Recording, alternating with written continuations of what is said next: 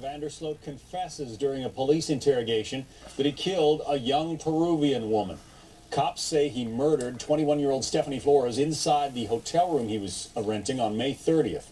Sloot also remains the prime suspect in the 2005 disappearance of this girl, Natalie Holloway. She vanished exactly 5 years ahead of this latest murder.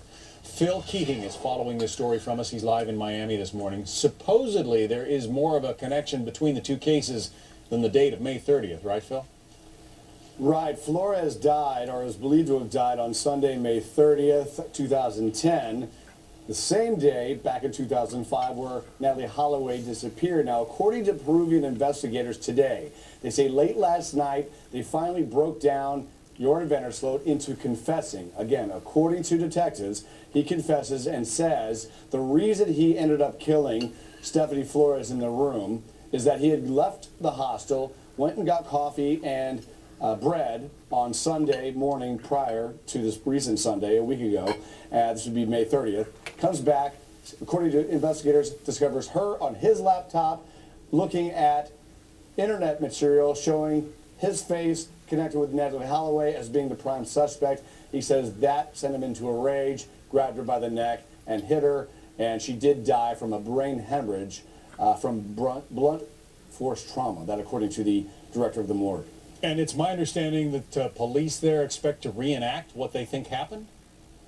Yeah, we were told when we were in Lima over the weekend that it's somewhat routine in Peru that if there's a big-time crime, the cops, even before you get to the trial, but when they're still investigating the case, they'll take the suspect and witnesses back to the scene and say, okay, show us exactly how you remember it happening. We're expecting that to happen here today. That's at the Hotel TAC.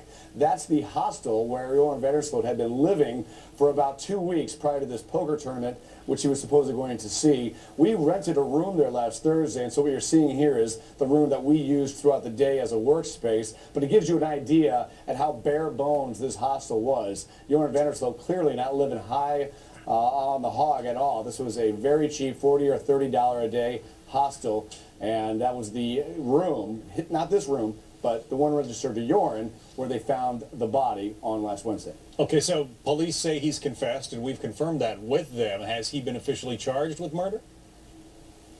He has not been officially charged. The investigators did win on Saturday or late Friday from the judicial branch in Lima an extension for 7 days. The law down there is you can arrest somebody, hold it for 24 hours. Beyond that, you need permission from a judge to go either another 7 days or another 14 days. They got the week extension. So he's still just being held in custody, being questioned, and they say that's how they got the confession from him last night.